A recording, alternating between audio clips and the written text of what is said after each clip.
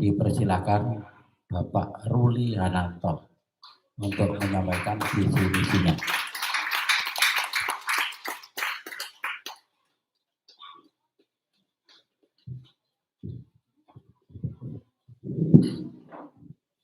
Assalamualaikum warahmatullahi wabarakatuh.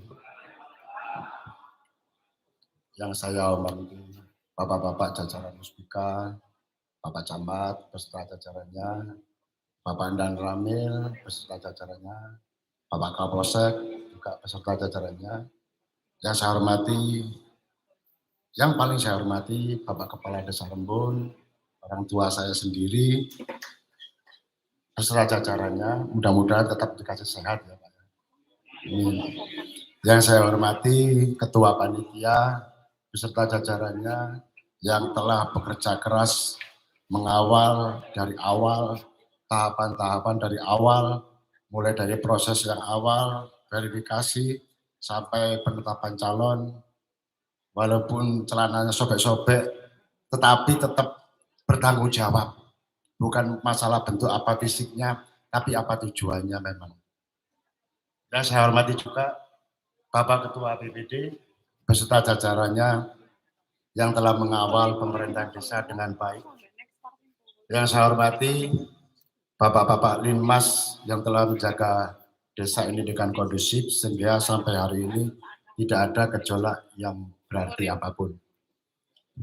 Assalamualaikum warahmatullahi wabarakatuh. Alhamdulillahirabbil alamin wassalatu wassalamu ala asrofil anbiya'i wal mursalin wa ala alihi wa sahbihi Rasulillah ajma'in amma ba'du. Saya langsung aja, tidak basa-basi karena waktunya juga panjang, 30 menit. Mungkin saya cuma butuh 10 menit aja. Karena kalau ngomong desa itu 30 menit nggak cukup. Saya pernah jagong sama orang pertanian itu semalam nggak selesai. Saya pernah jagong dengan pemuda-pemuda itu semalam juga nggak selesai. Tapi saya akan usahakan ringkas-ringkas saja. Karena saya juga nggak pandai bicara seperti Bapak Mas Soleh yang sudah memang mantan kepala desa yang saya dulu juga ikut mendukung Pak Soleh. Dulu juga mendukung siapapun yang jadi kepala desa cocok ataupun tidak cocok. Jadi pada visi misi saya itu juga saya juga bingung sebetulnya. Saya nggak bawa kerpean ini. Harus tanggung jawab sampai kalau salah-salah ini nanti. Kemarin kan saya di SMS, Pak besok kasih saya PDF, ini pakai slide proyektor. Kalau dulu-dulu visi misi cuma kertas saja, sekarang pakai proyektor. Tapi setelah saya datang kecelik juga saya ini. Oh sudah. Oh dibuat waktu. Tapi saya mohon izin ke Pak Panitia kalau nggak sampai 3 bulan nggak apa-apa ya. Seperti Pak Supar tadi, pendek, ringkas, ngomongnya sedikit, kerjanya banyak. Yang penting kerjanya Pak. Daripada nanti ngomongnya 300 menit, 3000 menit, kerjanya cuma 30 menit. Lebih baik ngomongnya 30 menit, nanti kerja 100 menit, 3000 menit. Itulah Pak ya. Jadi saya patut bangga. Mohon maaf Bapak Camat, tadi saya itu hampir berpikir gini. Mau saya sampaikan juga. Kadang-kadang saya itu kecewa, kok yang datang di Rembung kok cuma perwakilan. Tapi saya malah bersyukur. Kalau yang datang perwakilan, berarti Rembun itu kondusif. Nggih, ngoten Pak Camat nggih. Tepuk tangan untuk semuanya warga desa Rembun yang sampai hari ini tetap di desa kita dengan kondusif. Kalau yang panjenengan semua tadi kecewa, kok cuma secam, cuma wakil dan ram. Desa kita sudah dianggap mandiri dalam keamanan pemilihan kepala desa ini. Ya inilah memang harapan kita semua. Kadang-kadang ada kekecewaan, juga kadang-kadang di situ ada hikmah yang bisa kita ambil. Ini sebelum saya tambahin lagi, karena waktunya terbatas, ini wabil khusus buat istri saya yang telah mendampingi sampai hari ini, yang telah berjuang sampai hari ini. Berkat istri saya bisa ini sampai saat ini. Karena apapun juga keluarga adalah nomor satu, yang lain juga nomor satu juga.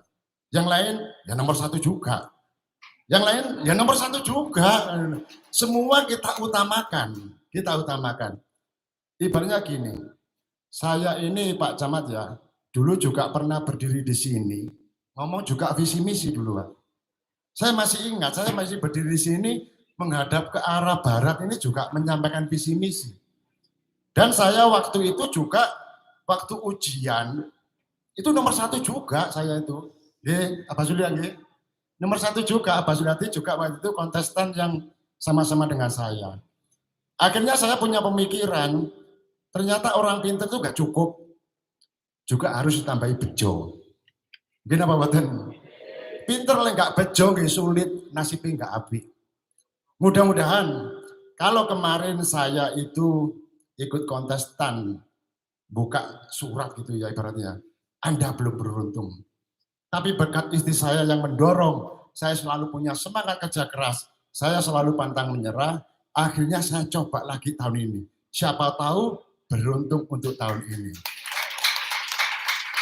Ya mudah-mudahan nanti keberuntungan saya juga keberuntungan bagi seluruh warga Desa Rembun. Karena semua calon itu pasti punya niat dan tujuan yang baik untuk kemajuan desa. Tidak ada calon yang niat jelek. Tapi yang terbaik itulah yang terpilih.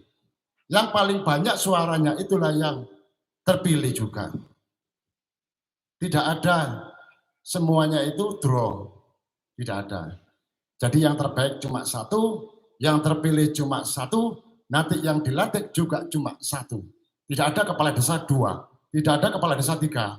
Kan lucu. Nggak bisa, karena pemimpin itu memang harus 1. Mudah-mudahan itu sesuatu seperti konsep keyakinan. Apapun yang telah kita kerjakan, kita wajib yakin akan keberhasilan. Masalah terakhir itu urusan pangeran, yang penting yakin aja. Jadi saya sampai hari ini berdiri di depan panjenengan ini karena keyakinan. Jadi kadang-kadang itu saya juga bingung juga mau menyampaikan visi misi ini seperti apa ya, 30 menit yang ringkas, yang jelas, yang bisa ditangkap di masyarakat. Jadi kadang-kadang jangankan visi misi ya kadang-kadang ya. Gambar aja mungkin sampai hari ini saya memang nggak masang memang. Jadi Pak ada yang tanya kadang-kadang, Pak kok nggak masang gambar? Nggak apa-apa, nggak usah masang gambar, sekarang angin kenceng banyak. Saya tak masang niat aja yang kuat. Jadi saya hari ini tidak masang gambar, tapi saya masang niat yang kuat. Mudah-mudahan apa yang saya kerjakan bermanfaat untuk orang banyak. Cuma itu aja. Jadi saya memang nggak masang gambar, tapi saya kuatin niat saya, apapun yang terjadi, inilah yang memang akan kita hadapi.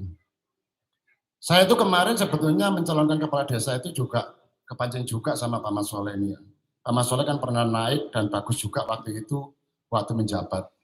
Saya mikirnya gini, loh Pak Mas Soleh ini kok naik lagi? Berarti mungkin enak mungkin jadi kepala desa ini mungkin. Jadi saya ikut naik saya sekarang tahun ini.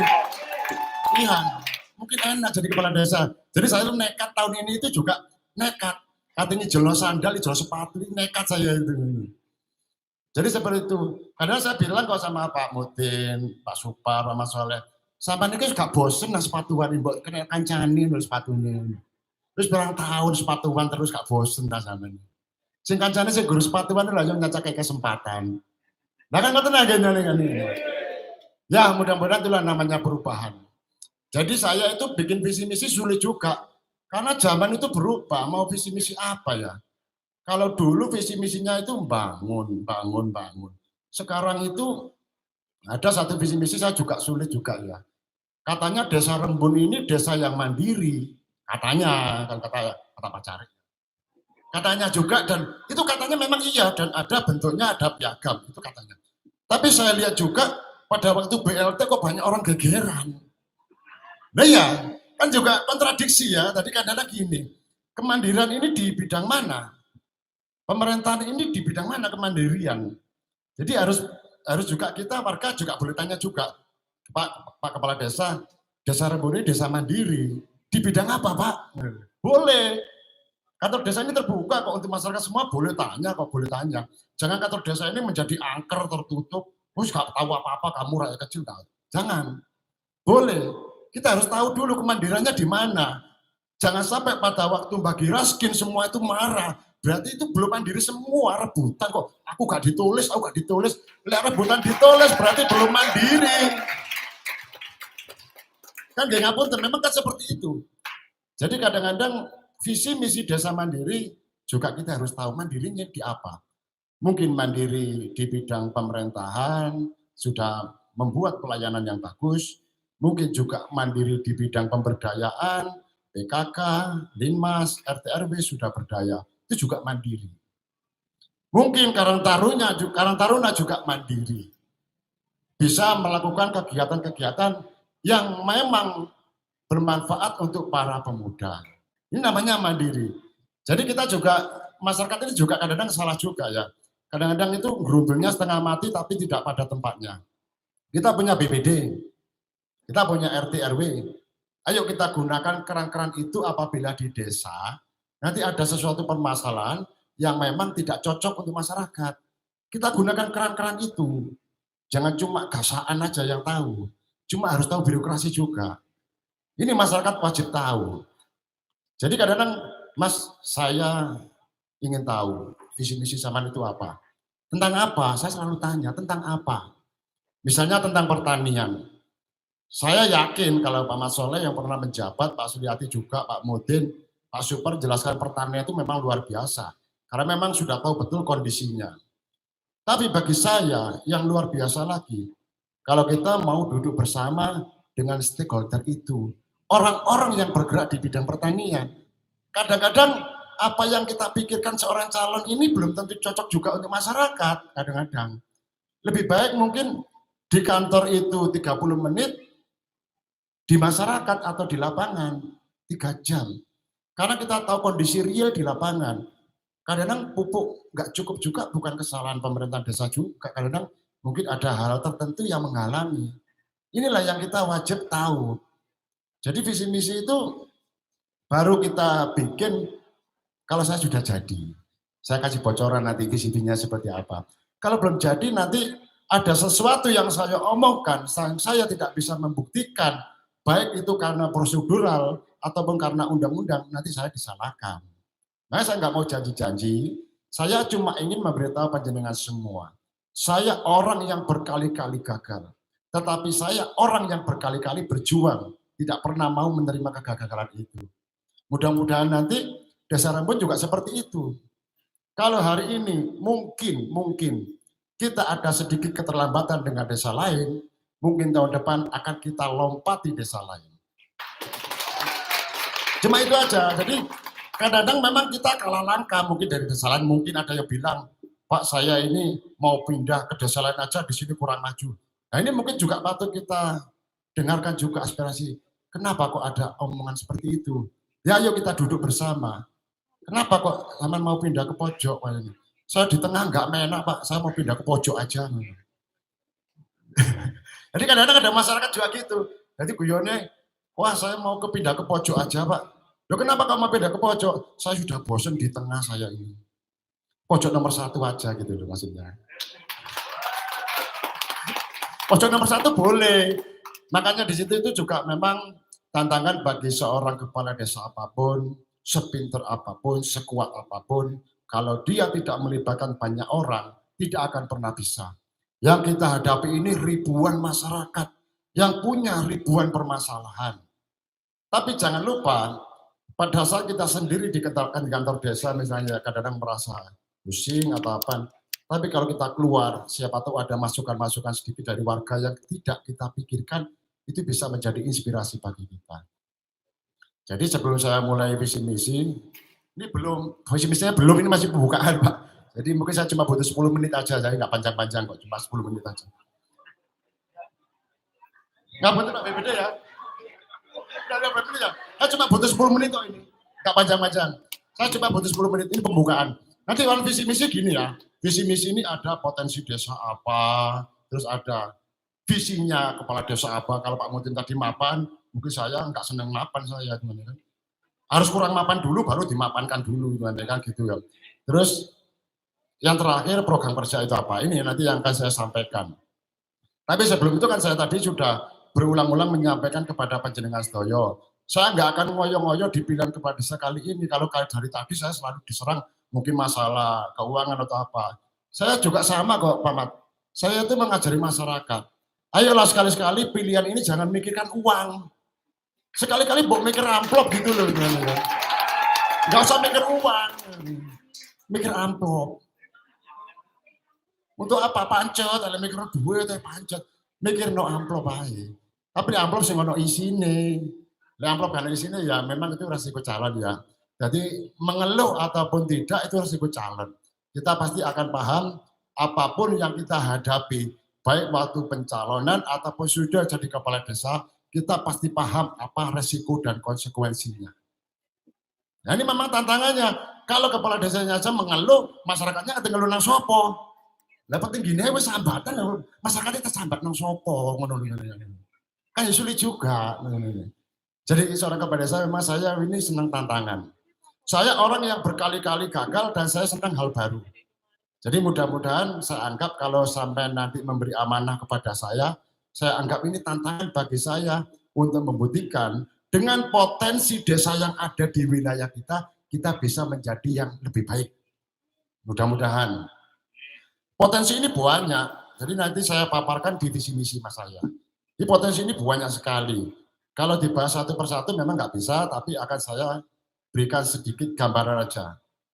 Potensi itu ada 3 macam, yaitu yang pertama, potensi fisik yang nampak di mata kita.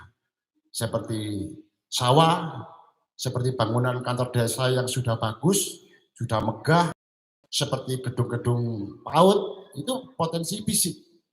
Seperti misalnya banyak bangunan masjid yang untuk keagamaan yang sudah tersedia, musola yang sudah menyebar di seluruh RT, itu potensi fisik. Yang kedua yaitu potensi non fisik. Potensi non fisik itu potensi non fisik. Kan, ayo tenang aja rileks. Jadi saya menyampaikan nggak buru-buru kok ini, karena saya cuma minta waktu 10 menit. 10 menit Pak ya, 10 menit. Jadi itulah potensi fisik pada saat saya atau panjenengan semua anak kita. Guru ngaji ini juga potensi desa, potensi non fisik. Pemuda-pemuda yang berbakat di IT, pemuda-pemuda yang berbakat di masalah manajemen, itu juga potensi non fisik yang nantinya bisa kita gali untuk membangun desa. Banyak potensi ini. Kalau panjangan makanya bilang ke saya, potensi desa itu apa? Saya ingin tanya, sama itu mau tanya apa? Diskusinya seperti apa? Kalau digabung-gabung menjadi satu seperti saat ini 30 menit nggak cukup. Ayo ngomong pemuda, 3 hari nggak cukup, seminggu nggak ada batasan waktu. Karena pembangunan ini harus berkesinambungan. Nah itu contoh-contoh potensi non fisik. Ada lagi juga potensi non fisik yang sering terlupakan, mudah-mudahan nanti bisa kita kembangkan, yaitu kesenian dan budaya. Itu potensi non fisik. Kesenian dan budaya yang merupakan identitas bangsa. Ini potensi juga, potensi non fisik. Yang terakhir yaitu potensi ekonomi. Nah, potensi ekonomi inilah kalau yang dulu-dulu tidak pernah ada, berkat perjuangan pemerintah pusat dan pemerintah daerah, insya Allah juga kecamatan, maka potensi ekonomi ini memang harus kita kembangkan. Contohnya wisata, itu potensi ekonomi. Itu potensi ekonomi, jadi banyak potensi, cuma 3 itu, pecahannya itu yang luar biasa. Ada juga potensi ekonomi yang mau digali. Nah, kita punya view pegunungan, punya view persawahan yang bisa kita gunakan untuk menambah potensi tadi. Nah inilah potensi tadi itu yang saya ucapkan, yaitu 3, potensi fisik, non fisik, sama potensi ekonomi. Kalau digerakkan bersama-sama, itu akan menghasilkan pemberdayaan yang namanya demografi. Tadi saya kasih tahu ya, 3 potensi itu bisa digabung menjadi satu contoh. Ada kesenian budaya yang ditanggap, misalnya ada yang kesenian budaya yang ditanggap. Potensi non fisik masuk, di situ ada pengawalan dari pemerintahan desa. Potensi non fisik masuk, tempatnya di mana? Di daerah misalnya RW3 dengan view pegunungan. Potensi fisiknya masuk, potensi ekonominya masuknya di mana? Setiap kegiatan tradisional kebudayaan, di situ ada parkir yang pasti menghasilkan uang. Yang nomor 2, di situ ada kuliner. Oh, si dodolan di jaranan itu bisa payu. Si toko masalahnya akeh. Kalau biasanya dodol rujak itu mentek 10 kilo, 20 kilo. Dodol rujak di jaranan iso 50 kilo. Nah inilah, potensi itu bisa dipisah-pisah, bisa dirangkai menjadi satu untuk kegiatan yang berkesinambungan. Kalau jelaskan panjang-panjang, tapi saya jelaskan cuma 10 menit aja. Kalau nanti waktunya juga nggak cukup juga. Saya cuma butuh waktu 10 menit untuk meyakinkan kepada panjenengan semua, jangan pernah terkena gosokan, jangan terkena kegesekan, apalagi sampai gasaan. Karena mau tidak mau, jenengan nerima atau tidak nerima, yang jadi cuma satu nanti kepala desanya itu. Ya, ngoten nggih. Jadi ini pasti saya nggak terlalu kampanye, nggak terlalu berat kalau saya kampanye, nggak terlalu berat. Karena saya orang yang menyadari, saya dari dulu pertama Pak Suryadi itu jadi, saya juga datang ke rumahnya memberi selamat. Nggih, Pak Sul, ya. Orangnya masih ada. Kalau saya ngomong ngawur mungkin kan nggak bisa, oh bohong itu. Orangnya masih ada. Saya orang yang pertama memberi selamat kepada Pak Suryadi dan kita legowo. Memang bagaimana juga kerja keras kita untuk calon-calonnya ini. Yang nomor 1 aja yang menang, bettingnya paling banyak. Itu nomor 1, pasti dari nomor 1. Seperti itu, nggak bisa dipungkiri. Jadi saya nggak terlalu ngotot juga untuk kampanye, saya nggak bentuk tim, juga nggak pakai foto-fotoan, karena saya yakin yang jadi cuma 1 kok itu. Mau gimana lagi? Mau moyo seperti apa? Kadang-kadang ada yang tanya, kadang-kadang gitu kan. Ya kan zaman kok masih anu sih Mas, kok masih tegerai katen tentekan kok masih guyu-guyu ae. Nah kate mikir opo dhewe itu ya. Kate mikir opo, kepastian pangeran itu pasti ada. Yang penting saya usaha. 99 langkah sudah saya kerjakan, masalah yang satu urusannya pangeran. Sudah pasrah aja wis. Untuk apa pusing lagi, enggak usah pusing-pusing. Karena yang pasti saya itu orang yang selalu enggak pernah menyerah. Tapi kalau sudah keputusan dibuat, saya memang menyerah. Misalnya nanti ditunjuk 1 orang untuk memimpin kepala desa Rembun, saya menyerah wis enggak nyalonkan lagi.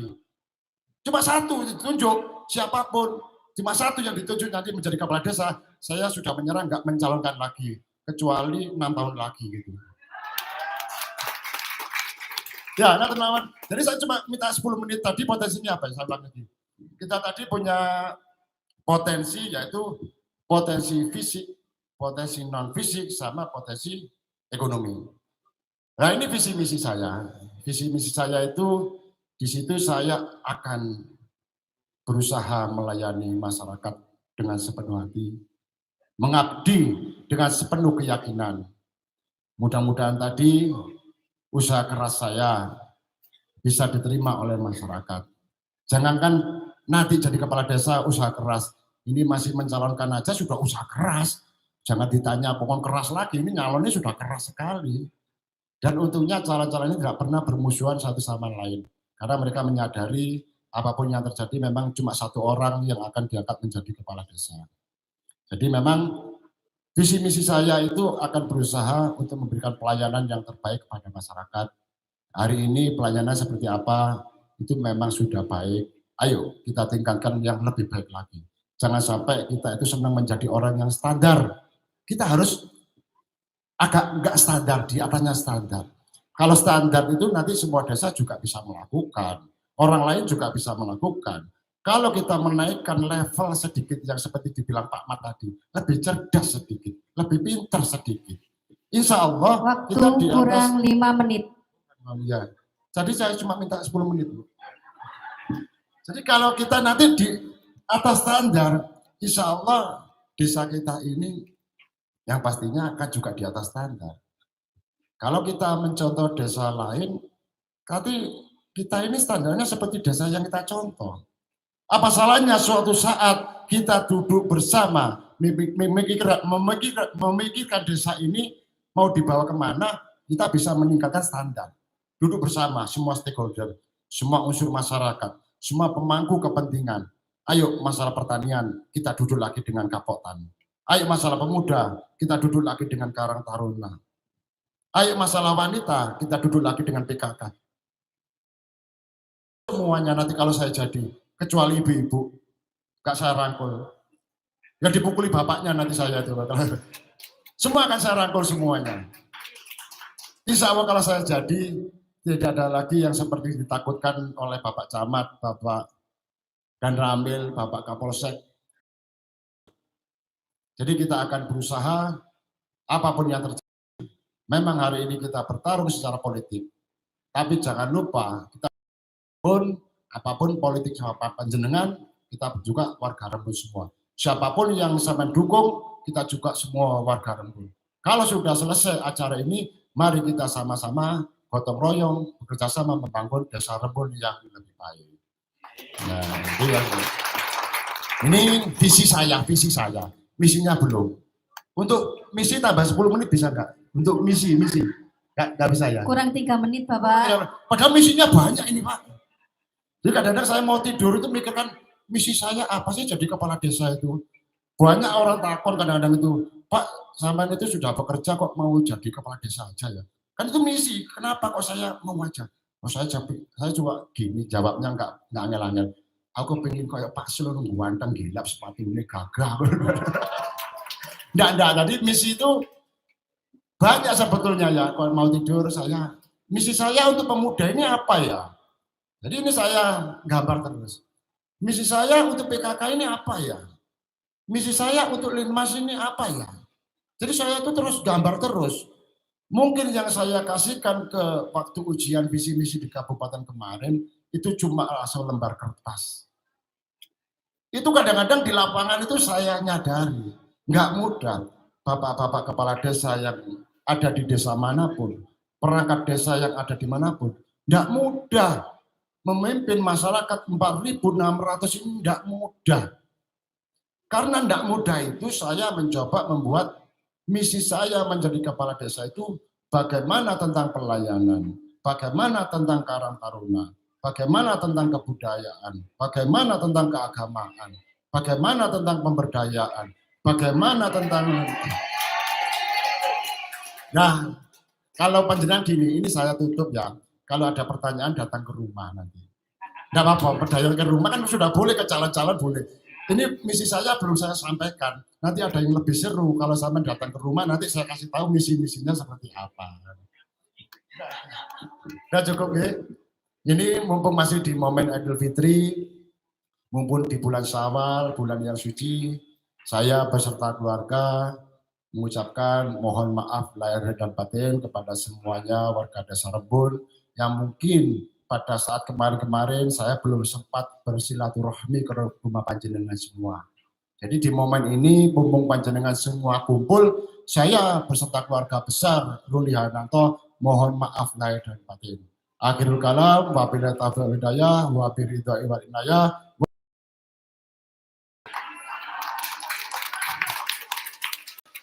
Terima kasih disampaikan kepada Bapak Ruli Hananto dan misinya. Untuk selanjutnya